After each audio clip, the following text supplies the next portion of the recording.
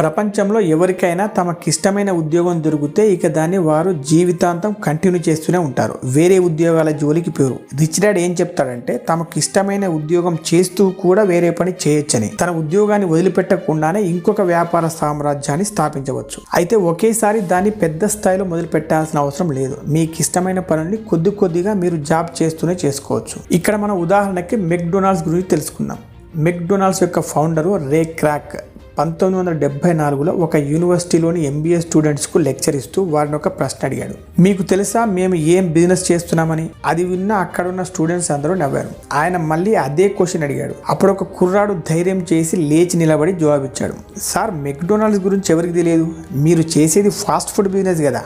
కానీ దానికి రే క్రాక్ బదిలిస్తూ, కాదు, మేం చేసేది ఫాస్ట్ ఫుడ్ బిజినెస్ కాదు, మా ప్రొఫెషన్ ఫాస్ట్ ఫుడ్ అమ్మడం, కానీ మా అసలైన బిజినెస్ రియల్ ఎస్టేట్. మెక్డొనాల్డ్స్ యొక్క బిజినెస్ మోడల్ను అప్పుడు ఆయన వివరిస్తాడు. మెక్డొనాల్డ్స్ కూడా మిగతా అన్ని బిజినెస్ లాగానే ఫ్రాంచైజ్ మోడల్ను ఆపరేట్ చేస్తుంటుంది. ఇక్కడ తేడా ఏంటంటే ఫ్రాంచైజ్ తీసుకునే వ్యక్తి అక్కడి స్థలానికి ప్రతి సంవత్సరం లీజ్ డబ్బులు కట్టాల్సి ఉంటుంది. అటువంటి స్థలాలన్నీ మెక్డొనాల్డ్స్ సంస్థకు చెందినవై ఉంటాయి.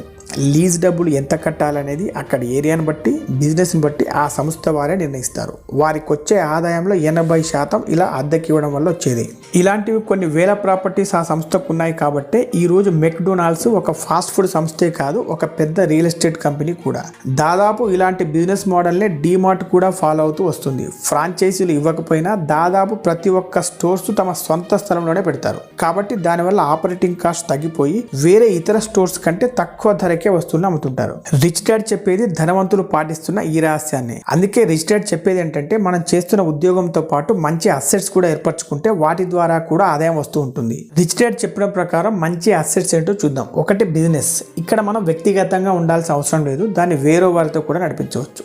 2 షేర్లు, 3 రియల్ ఎస్టేట్, 4 బాండ్లు, 5 కాపీరైట్స్ లేదా రాయల్టీస్. ఇక్కడ రిచ్ డాడ్ ఇంకొక హెచ్చరిక కూడా చేస్తున్నాడు. తొందరపడి మీరు కంపెనీ మొదలు పెట్టవద్దు.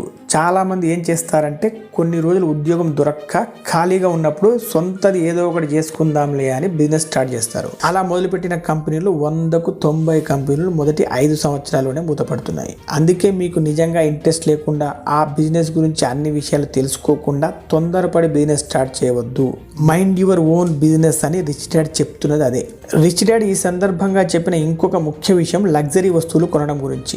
మన వద్ద క్యాష్ ఫ్లో పెరుగుతున్న కొద్దీ మనం కొన్ని లగ్జరీ వస్తువులు కొనుక్కోవచ్చు. కానీ ఇక్కడ తేడా ఏంటంటే ధనవంతులు విలాస వస్తువులు చివరిగా కొంటారు, కానీ పేదవారు, మధ్యతరగతి వారు ముందే వీటిని కొనుక్కుంటారు. అపార్ట్మెంట్లు, కార్లు, నగలు లాంటివి కొని తాము ధనవంతులుగా చూపించుకునే ప్రయత్నం చేస్తారు. కానీ వాస్తవానికి వారు పీకల్లోతో అప్పుల్లో ఉంటారు. అయితే ధనవంతులు తమకొచ్చే ఆదాయం నుండి లగ్జరీ ఐటమ్స్ కొనరు. వీరు మొదట అసెట్స్ కొంటారు. వాటి ద్వారా వచ్చే ఆదాయంతో వారు కార్లు, నగలు లాంటి విలాస వస్తువులు కొంటారు. పేదవారు, మధ్యతరగతి వారు తమ చెమటను, రక్తాన్ని చిందించి విలాస వస్తువులు కొంటారు.